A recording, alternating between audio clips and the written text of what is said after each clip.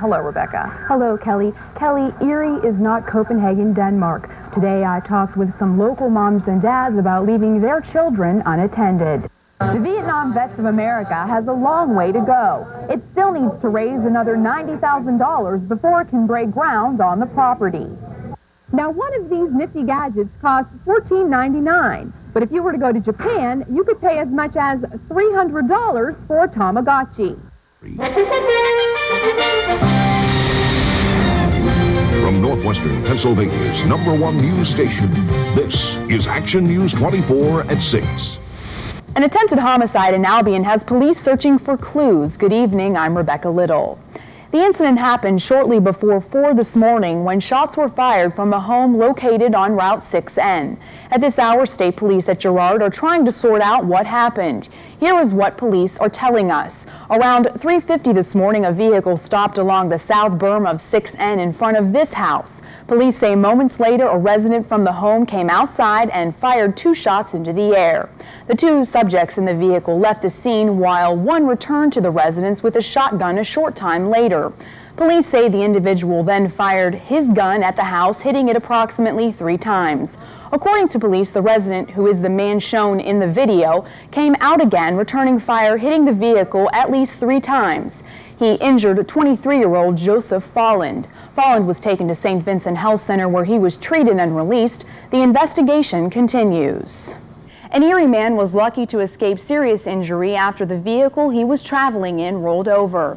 Dennis Zaborski was taken to St. Vincent Health Center around 12:30 this morning when the driver of the car lost control. The vehicle was exiting Interstate 79 onto 12th Street when they took the turn too fast, losing control, rolling the car off the roadway. The driver and another passenger in the car were not injured.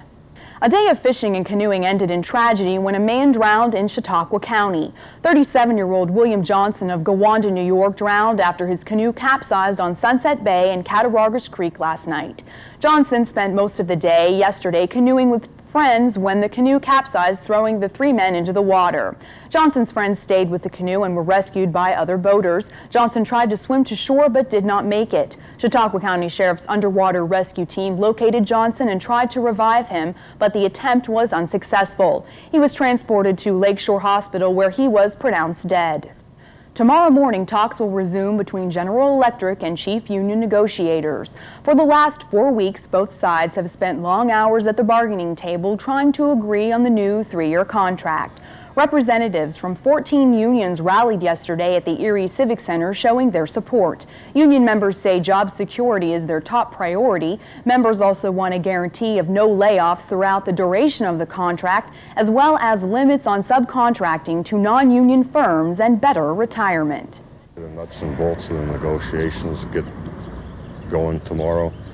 In the last 3 or 4 weeks, we've been offering proposals, and the company's been listening to our proposals and why we need the changes that we need. The current contract expires June 29th. The last time there was a nationwide strike was in 1969. The strike lasted a total of 105 days. Budget sessions for the Erie School District are open to the public, and tomorrow you can voice your opinion. Tomorrow night at 6 o'clock at the Administration Building, public comment is formally allowed regarding this year's budget. Copies of the preliminary budget are available at the Secretary's office. Work on the new 6th Street Bridge over the Erie Bayfront Highway is expected to begin soon. The new bridge will carry traffic over Cascade Creek and the Bayfront Parkway. It will be a 220-foot, 2-lane steel structure including sidewalks and a bikeway. Traffic will be maintained on the old bridge during the project, but a detour will be on the Bayfront Parkway for a short period of time twice during the project. The detours are necessary for the placement of steel beams for the new bridge and the demolition of the existing bridge. Work on the project is expected to be completed by early September. Still ahead on Action News, what is steel? We'll tell you where you can get other people's trash and make it your treasure. Erie Police Sergeant Ted Marnen describes what happened last night at this 1205 German Street residence. There was a physical confrontation between one of the suspects and the victim. Apparently one of the suspects didn't get the best of the other guy, so he got a gun out and shot him. Marnen says 27-year-old Marquois Shea Harris allegedly shot Samuel Tillman. At this point, police say it is possible Harris was visiting his child at the German Street home when the incident occurred. We think there were 2 shots fired. We don't know if there were any more than 2. Marnen says Tillman was shot in the arm. The bullet apparently penetrated through the chest cavity. The other suspect, 24-year-old Leo Lamont Butler, fled the scene and was located just blocks from the incident by an Action News photographer who notified police. We also received a tip from a news media source about one of them where one was running, and we were able to apprehend him because of the tip that we got. Sources say after Tillman was shot, he stumbled to this East 11th Street residence before the ambulance arrived. Both suspects were finally apprehended in the 300 block of West 17th Street. The case is now in the hands of the Erie police detectives who will continue to investigate. Tonight, both suspects remain at the Erie County Prison on $25,000 cash bond. Rebecca Little, Jet TV Action News at 6.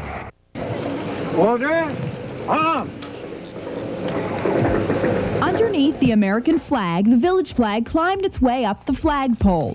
For the first time in its history, Findlay Lake now has a village flag.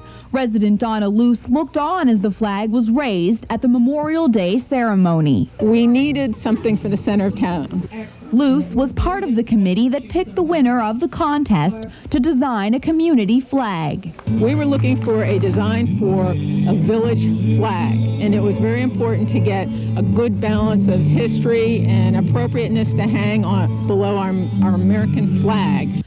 Diane Crandall, who is a graphic design teacher at Edinboro University, wanted her students to participate in the CIVIC project. One of her students won. I've always tried to develop a service learning component into my classes, and so this is a way that the students can use their skills and then send those skills on to the community. Each part of the flag represents something different. Blue stands for the water, yellow represents a ray of sunshine, and the black anchor at the center of the flag represents this anchor at the center of the community. With a needle and thread, Lillian Wurst transformed the drawing into a community flag. It took Wurst 40 hours to sew the flag together. Makes me feel great. It really does. That I would be able to do something for this community and for these, just a great group of people out here. This has become quite a little community. We have a business community and some retail shops that are very interesting going in now. So having the flag is kind of like the last touch of a big puzzle. Findlay Lake was founded in 1824, and finally, after 173 years, residents say the last stitch in the community has been sewn. Thanks to the creator of the design, a flag is now being flown in the heart of Findlay Lake, New York. Rebecca Little, Jet TV Action News at 6.